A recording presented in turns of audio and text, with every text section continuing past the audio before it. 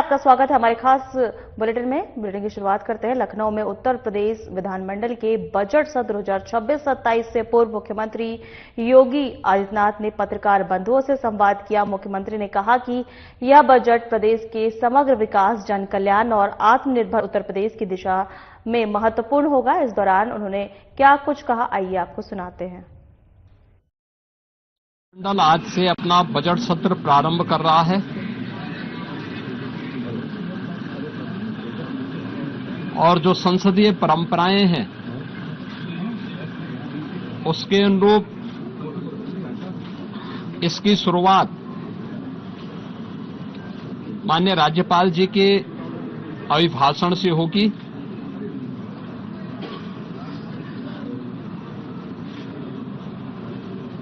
Budget सत्र में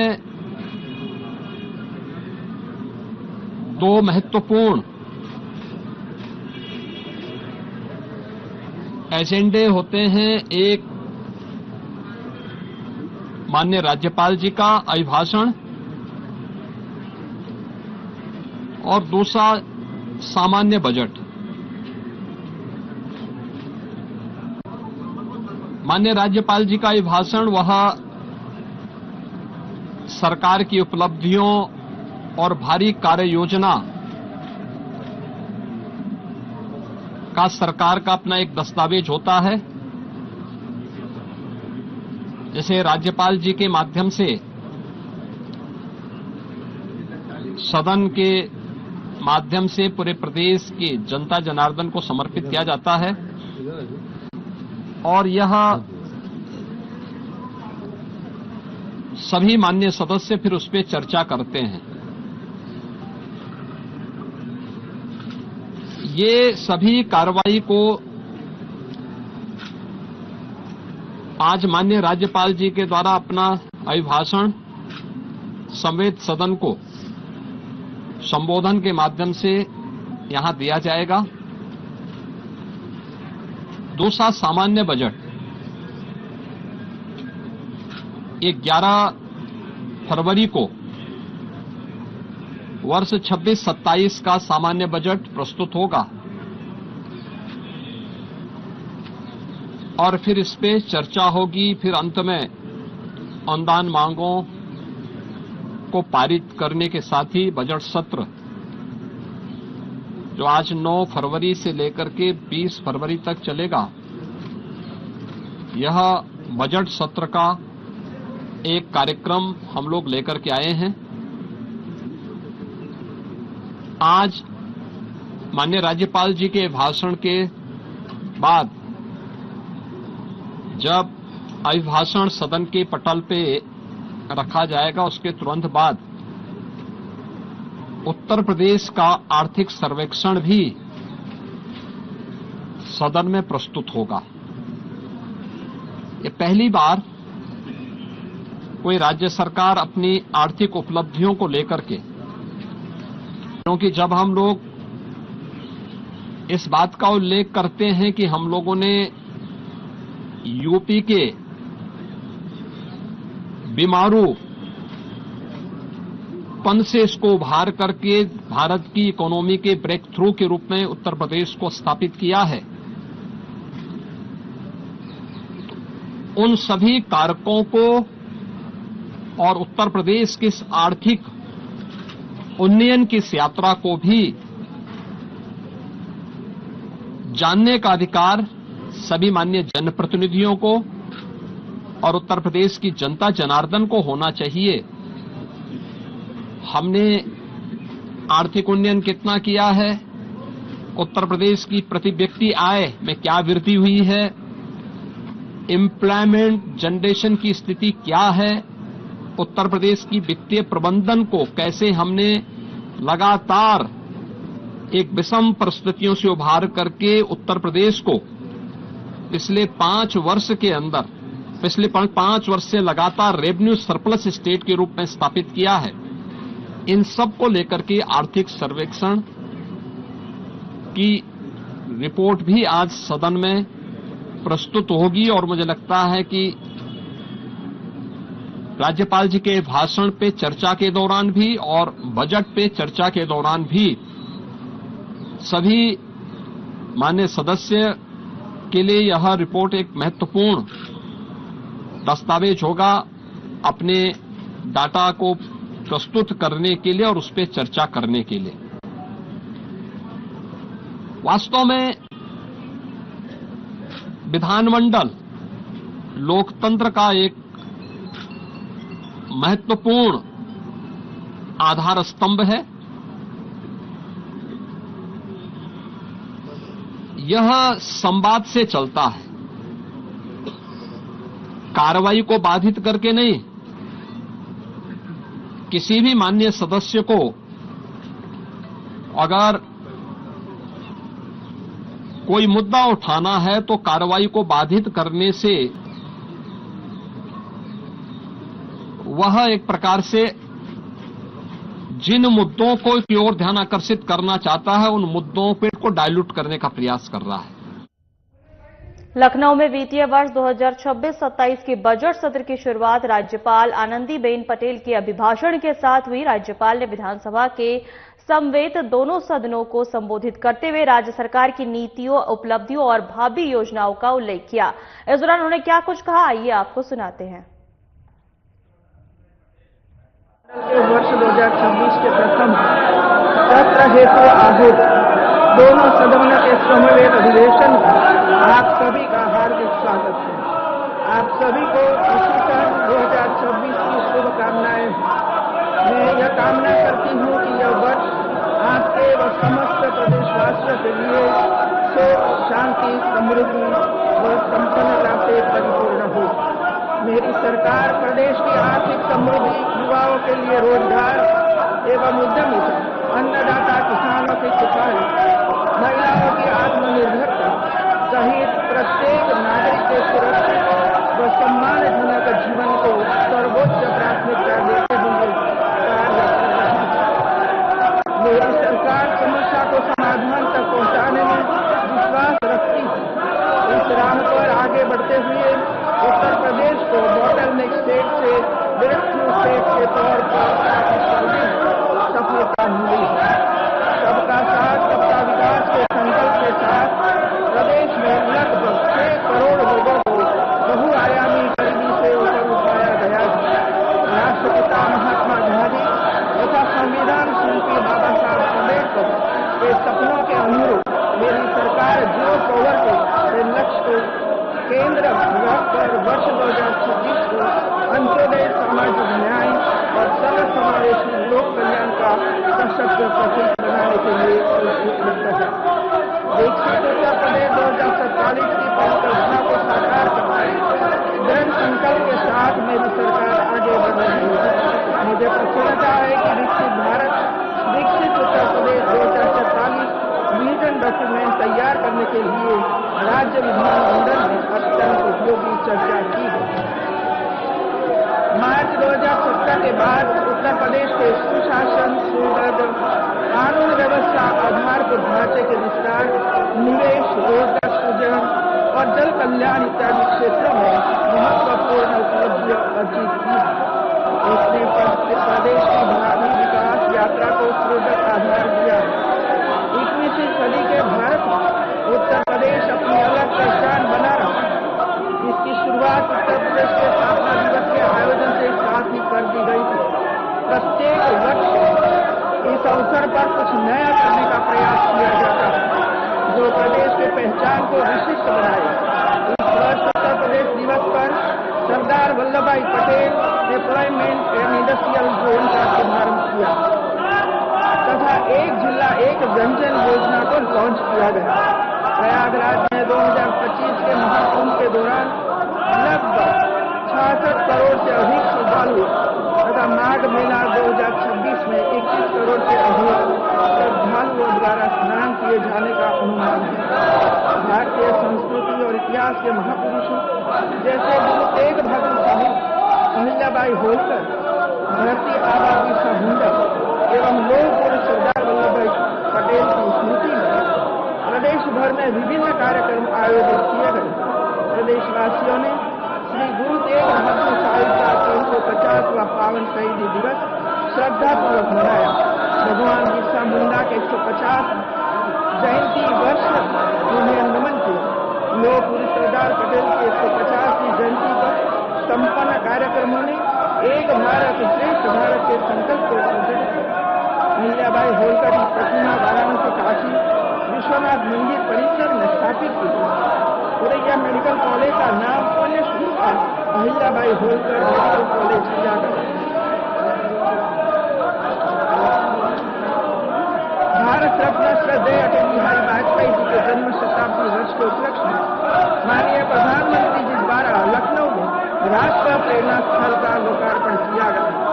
राष्ट्र प्रेरणा स्थल राष्ट्र निर्माण के लिए समर्पित होने का संदेश देता है। स्थापित डॉक्टर श्यामा प्रसाद मुखर्जी, पंडित दीनदयाल उपाध्याय और पूर्व प्रधानमंत्री श्रद्धेय अटल बिहारी वाजपेयी प्रतिमाएं हमें नई ऊर्जा प्रदान करती है। मेरी सरकार की प्राथमिकताओं और मुख्य कार्यों का विस्तार व ब्यौरा निम्नवत प्रस्तुत है। प्रदेश में कानून व्यवस्था की स्थिति को और बेहतर बनाने के लिए जीरो टॉलरेंस की नीति जारी है।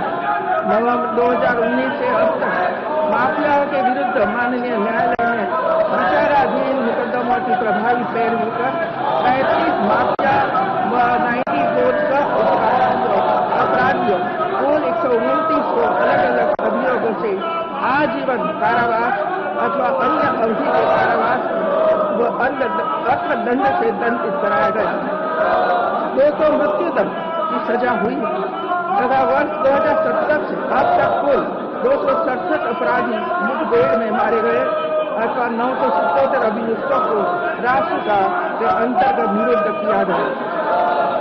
साथ ही माफिया अपराधियों से रुपया 4,137 करोड़ रुपये से अधिक की अवैध रूप से Urjit.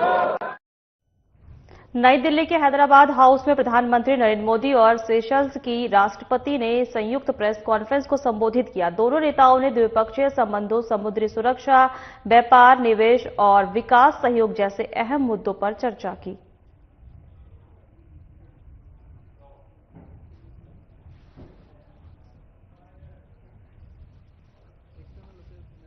Your Excellency, doctor Patrick हेरमेनी, दोनों देशों के डेलीगेट्स, मीडिया के साथियों, नमस्कार। राष्ट्रपति हेरमेनी और उनके डेलीगेशन का भारत में स्वागत करते हुए मुझे अत्यंत प्रसन्नता हो रही है। सेशल्स के राष्ट्रपति के रूप में चुने जाने पर मैं उन्हें 140 करोड़ भारतवासियों की ओर से हार्दिक बधाई और शुभकामनाएं देता हूं। राष्ट्रपति के रूप में यह उनकी पहली भारत यात्रा है। उनकी यह यात्रा ऐसे शुभ वर्ष में हो रही है जब सेशल्स का 50वां स्वतंत्रता दिवस और हमारे राजनयिक संबंधों की 50वीं वर्षगांठ मनाई जा रही है। मुझे विश्वास है कि ये माइलस्टोन्स हमें निरंतर नई ऊंचाइयों छूने के लिए प्रेरित करते रहेंगे। फ्रेंड्स, भारत और सेशल्स के संबंध केवल राजनयिक संपर्क तक सीमित नहीं है। हिंद महासागर की लहरें सदियों से हमारे लोगों को जोड़ती आई हैं।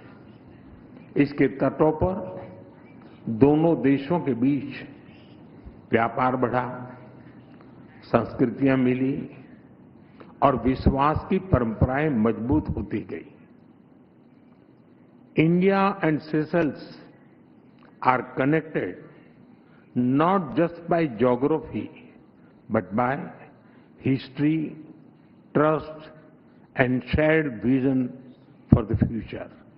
हमारा नाता कल, आज और आने वाले कल का है। एक मैरीटाइम नेबर और विश्वसनीय साझेदार के रूप में सेशल्स भारत के महासागर विजन का अभिन्न अंग है। हमारा सहयोग जल, थल और नभ को समाहित करता है। आज की चर्चाओं में हमने इस साझेदारी को और अधिक सशक्त बनाने का मार्ग प्रशस्त किया। अपने आर्थिक सहयोग को और सुदृढ़ बनाने के लिए नए अवसरों की तलाश जारी रखने पर हम सहमत हैं। लोकल करेंसीज में व्यापार बढ़ाने के साथ साथ हम फिनटेक और डिजिटल सॉल्यूशंस में भी आगे बढ़ेंगे। विकास साझेदारी भारत सेशेल्स संबंधों की मजबूत नींव रही है। हमारे सभी प्रयास सेशेल्स की प्राथमिकताओं और आवश्यकताओं पर आधारित हैं। इस दिशा में आगे बढ़ते हुए आज हम $175 मिलियन के स्पेशल इकोनॉमिक पैकेज की घोषणा करने जा रहे हैं।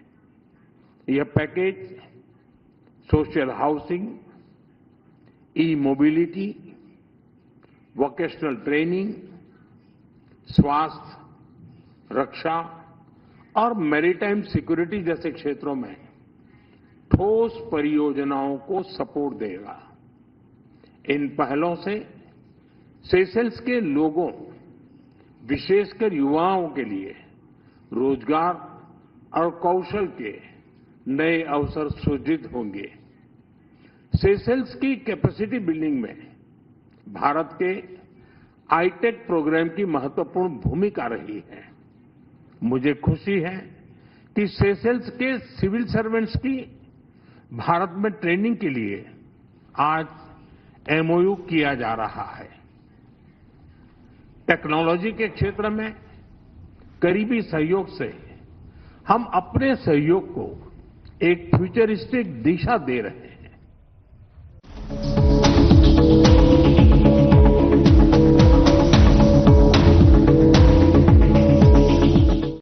क्या आप जिम जाते हैं, कसरत करते हैं, फिर भी आपकी सेहत नहीं बनती? काजू, बादाम, किशमिश, मेवे, प्रोटीन के डिब्बे खाते हैं, फिर भी कुछ असर नहीं होता? तो इसका मतलब है आपका पाचन तंत्र खराब है।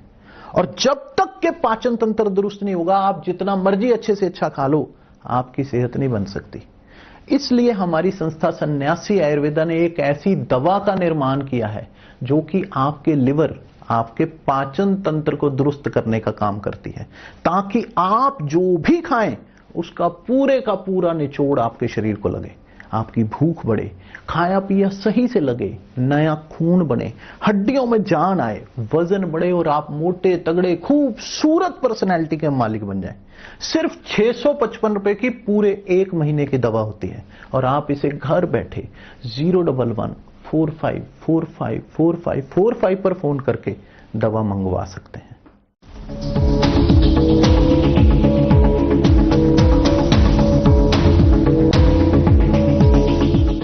छत्तीसगढ़ के बस्तर पांडुम के समापन समारोह कार्यक्रम का आयोजन हुआ, जिसमें केंद्रीय मंत्री अमित शाह के शिरकत की। उन्होंने इस दौरान उन्होंने क्या कुछ कहा, आइए आपको सुनाते हैं।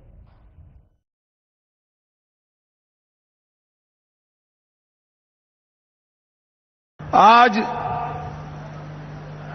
ये द्वितीय बस्तर पंडुम के समारोह के अवसर पर मंच पर उपस्थित छत्तीसगढ़ शासन के लोकप्रिय और सफल मुख्यमंत्री श्रीमान विष्णुदेव साय जी, छत्तीसगढ़ के उप मुख्यमंत्री और गृह मंत्री श्रीमान विजय शर्मा जी, आज जिनके निमंत्रण पर मैं आया हूं, संस्कृति और धर्मस्व विभाग के मंत्री श्री राजेश अग्रवाल जी, भाजपा के प्रदेश अध्यक्ष और यहीं के राजा साहब विधायक श्रीमान किरण देव सिंह जी, हमारे युवा नेता, सरकार में मंत्री केदार कश्यप जी, हमारे सांसद महेश कश्यप जी, श्री भोजराज नाग, हमारे सांसद महोदय, बहन लता उसेंडी जी, हमारी राष्ट्रीय पदाधिकारी और विधायक, मंच पर उपस्थित सभी विधायकगण, भाजपा के पदाधिकारीगण, पद्म पुरस्कार से सम्मानित बस्तर के अलग अलग विधाओं को देश भर में पहुंचाने वाले सभी कलाकारगण और आज इतनी बड़ी संख्या में आए हुए मेरे सभी बस्तर के भाइयों बहनों को जोहार। भाइयों बहनों, 7 जिले,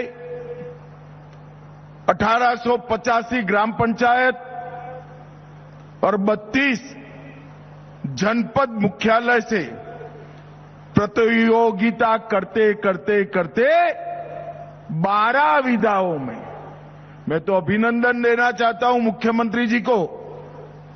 गत बस्तर पंडुम में 7 विधाओं की स्पर्धा थी, इस बार 5 विधाएं नई जोड़कर 12 विधाओं में हमारे आदिवासी कल्चर को, बस्तर के कल्चर को बढ़ाने का काम किया गया है। मैं हृदयपूर्वक छत्तीसगढ़ सरकार को बहुत बहुत साधुवाद और अनंत अनंत शुभकामनाएं देना चाहता हूं। कई आदिवासी राज्यों को भी,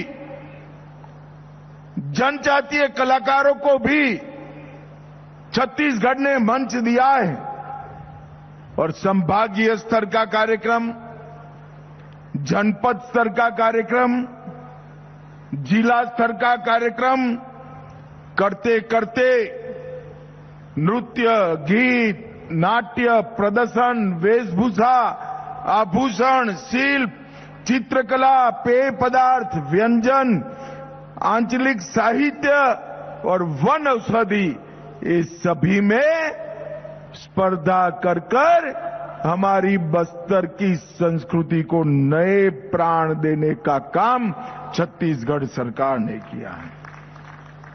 और मैं आज सुबह विजय भाई से पूछ रहा था कितने लोगों ने हिस्सा लिया, तो उन्होंने टप से कह दिया बस्तर के संस्कृति को पुनर्जीवित करने का काम किया है। मेरा आप सबसे अनुरोध है कि एक 55,000 प्रतिभागियों के लिए एक बार हाथ उठाकर जोर से ताली बजाइए भाइयों बहनों। यही तो हम करना चाहते हैं। बस्तर की संस्कृति, बस्तर का कल्चर, उसको सालों तक, दशकों तक, सैकों तक हम जिंदा रखना चाहते हैं। क्योंकि बस्तर वालों, मैं मन से कह रहा हूं कि यहां की संस्कृति और कला मैंने देखी है, विश्व के कोई भी जनजाति क्षेत्र में उपलब्ध नहीं है। बस्तर की कला, संस्कृति, गान, नाट्य, ये सिर्फ बस्तर का आभूषण नहीं है, ये पूरे भारत की संस्कृति का आभूषण है, ये पूरा देश मानता है। और बस्तर पंडुम ने इसको आगे बढ़ाया है। दंतेवाड़ा वालों को विशेष बधाई, क्योंकि 55,000 कलाकारों में सबसे ज्यादा हिस्सा हमारे दंतेवाड़ा जिले ने लिया है। उनके लिए भी एक बार ताली बजा दीजिए भाई। बस्तर में अबूझ माड़िया, दंडामी, माड़िया, मुरिया, गोंड, हलबा, भतरा, दोरला, धुवई, परजा, गदबा, ऐसी प्रमुख आदिवासी जनजातियां हैं। और ये सभी का अपना अपना एक संस्कृति है, कल्चर है। ये सब मिलकर बस्तर का कल्चर बनता है।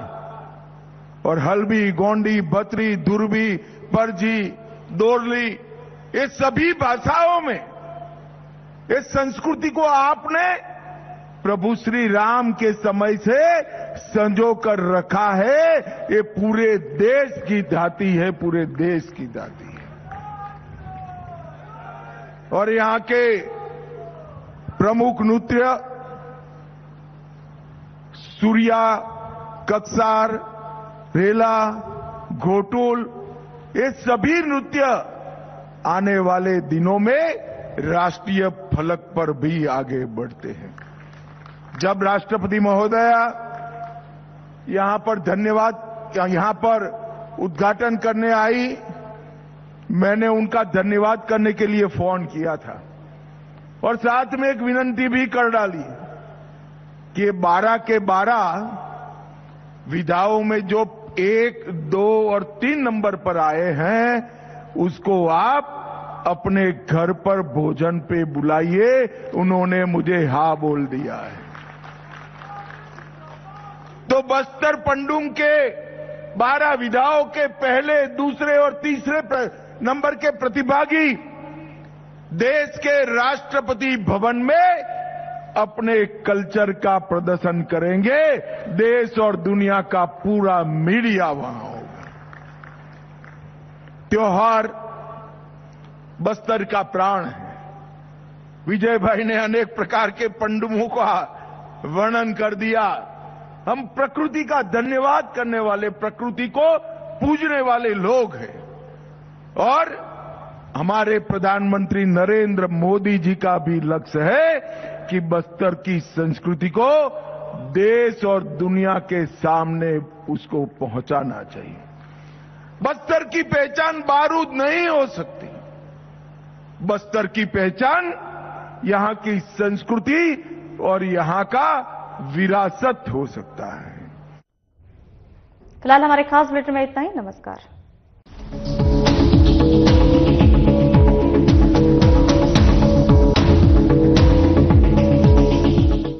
कुछ लोग खाते पीते तो बहुत बढ़िया हैं, पर फिर भी उनकी सेहत नहीं